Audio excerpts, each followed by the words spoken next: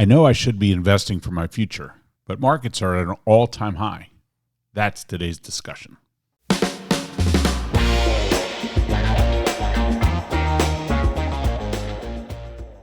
Welcome to another episode of Millstone River Live, a podcast brought to you by Millstone River Wealth Management.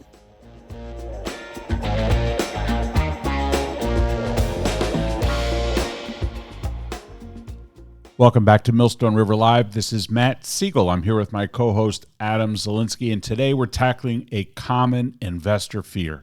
What happens when you invest at an all-time high? Hello, Matt. How are you today? I'm good. That's right. The takeaway I think from this episode should be don't fear the high, as we try to, tackle and flip a common investor fear on its head. Because let's be honest, investing at market highs can feel like walking into a party right when the lights come on. It's still technically the same event, but the vibe and the upside has changed. Feels off, right? It does. That's exactly right. So the media isn't helping us.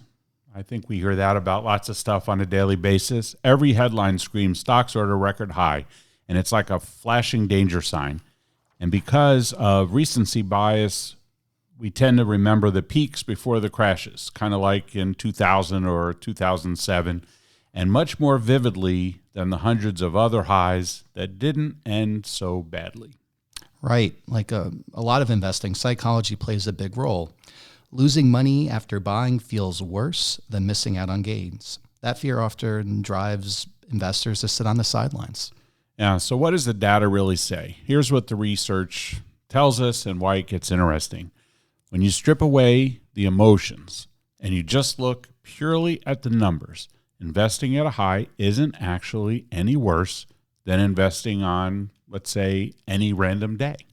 Yeah, and this isn't just an opinion. The data that we looked at from JP Morgan Asset Management, they look at the S&P 500 going back to the 1920s. The average long-term returns after buying at an all-time high were almost identical to buying on any other day. In fact, history shows that market highs often cluster together during strong uptrends. So, for example, in the data, in 14 cases where the S&P 500 hit a fresh high after at least a year, the next 12 months were positive 13 times, with an average return over 17%. So the takeaway, the market often wants to keep the party going. Of course. And none of that means that the ride will be smooth, right? So buying at a high, you might think you'll have to take a quick loss. So how do you balance the fear of loss with that fear of missing out? So one option we sometimes like to employ is dollar cost averaging, or DCA. That means that spreading investments into smaller chunks over time, it cushions the emotional blow if markets dip right after you buy. So the data that we looked at for today's podcast shows that during the peaks, like in 2000 and again in 2007, dollar cost averaging smoothed out the ride and reduced the short-term pain. Although, over the long term, lump sum investing typically catches up and often outperforms. Yeah, that brings us to a broader point. Investing is a marathon, not a sprint. The starting point matters less as time goes on because earnings growth and dividend reinvestment compound over years. Right. So waiting on the sidelines for the next big dip, as people call it, could mean missing out on meaningful gains along the way. And discipline, which is sticking to the process rather than reacting to headlines, is what makes long-term goals achievable. So how would we wrap this up? Number one is don't fear the high. I think I heard you say that a few minutes ago.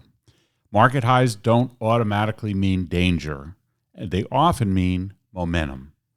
And remember, when we actually look at the data, it makes it clear. Investing at highs can be just as rewarding as investing on any other day. Right.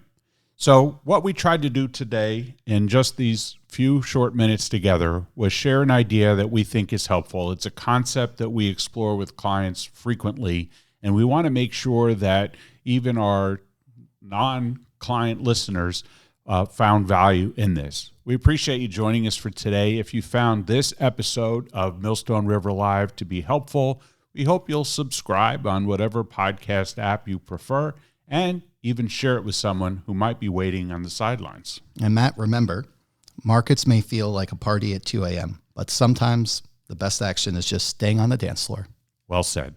Thanks again, everyone. We'll see you on the next episode.